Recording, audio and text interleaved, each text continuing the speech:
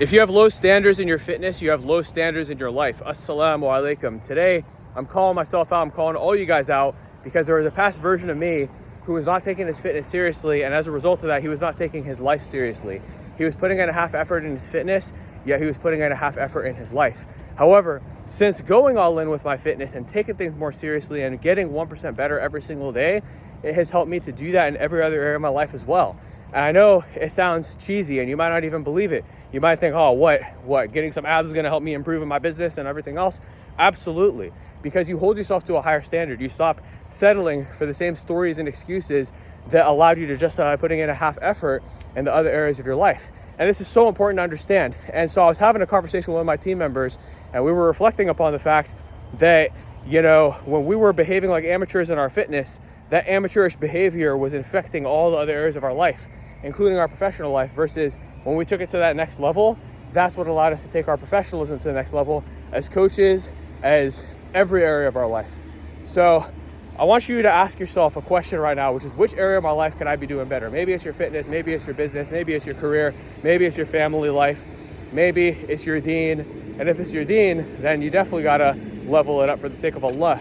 But honestly, whenever you level up any area of your life, it can be something that you get good deeds for if you have Allah in your intention, because Allah has commanded ihsan, excellence, right? Ihsan, excellence in everything that we do.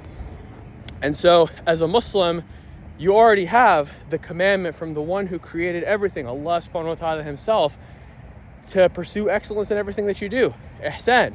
Allah has commanded excellence, ihsan in all things. How powerful is that? Every time I say it, I start to get the chills. I start to get this rush of motivation in my body. And I want you to get that rush of motivation as well, because I know that you've been half-efforting it in some area of your life.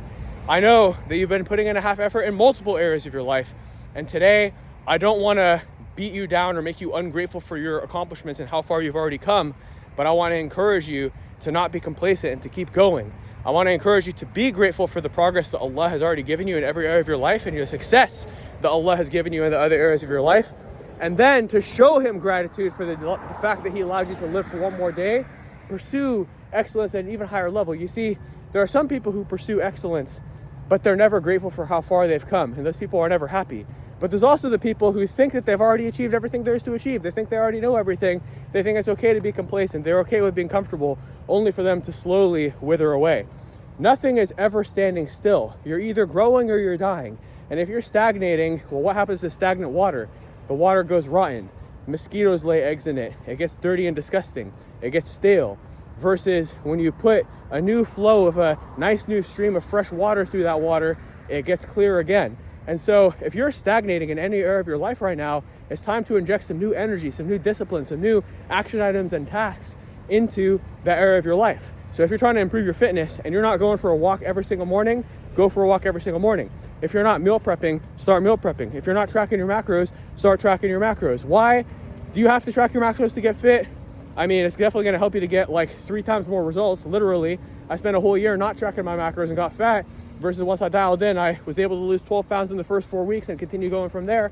So, you guys got to understand that sometimes you got to just be as on point as you could possibly be. So tracking your macros is going to do more for you mentally than it even does for you physically.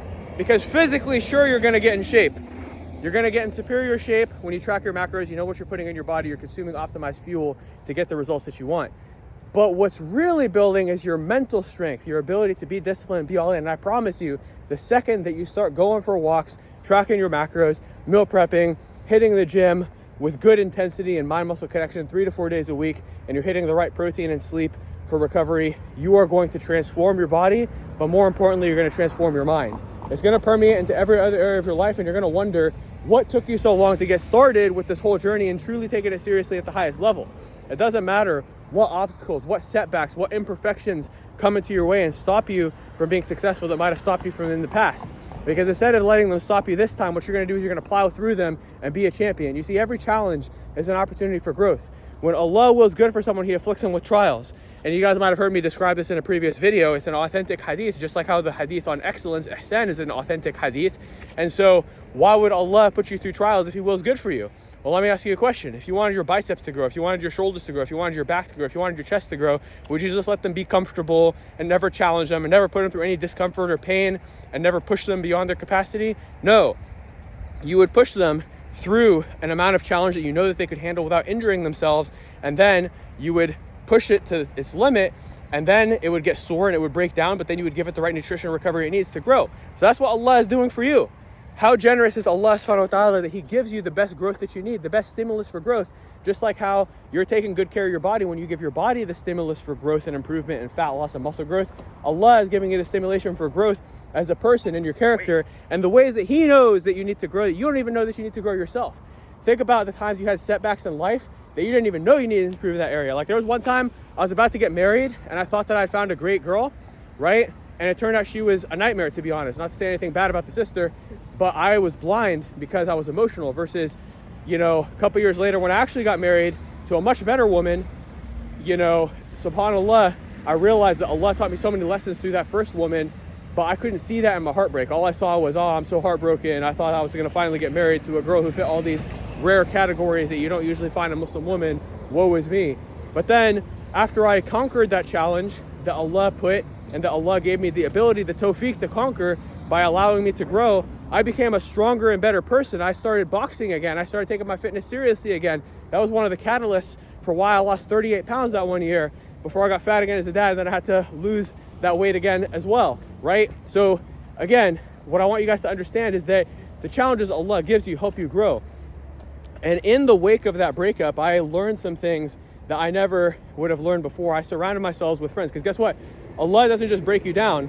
Allah then gives you the tools you need to rebuild stronger, just like what you do with your muscles. Just like when you give a hard bicep workout and then you give yourself the nutrition you need, which means that you're taking good care of your muscles, Allah takes even better care of you, because not only does He break you down and give you the stimulus that you need to break your old limits and grow, but He gives you the nutrition. So the nutrition that Allah gave me in that particular challenge was He gave me two really good friends, two really good mentors who really helped me build myself better as a man and realize what I was doing wrong and prepare me for the woman that I was actually going to marry, who was much better. So again, alhamdulillah, Allah made everything work out, but I had to have that patience. I couldn't give up and just wither away and say, woe is me, and be all sad and not grow in that moment where I was broken down. I had to push through.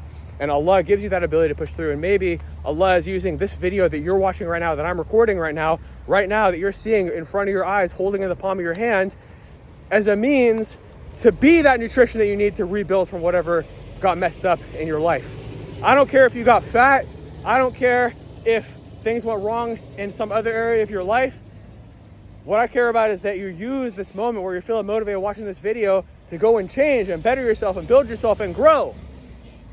I want you to take all those excuses and doubts in your mind and throw them away and say, A'udhu billahi minash shaitanir rajim, and go and make dua to Allah, and then put in the work every single day and do what you know you need to do to be successful.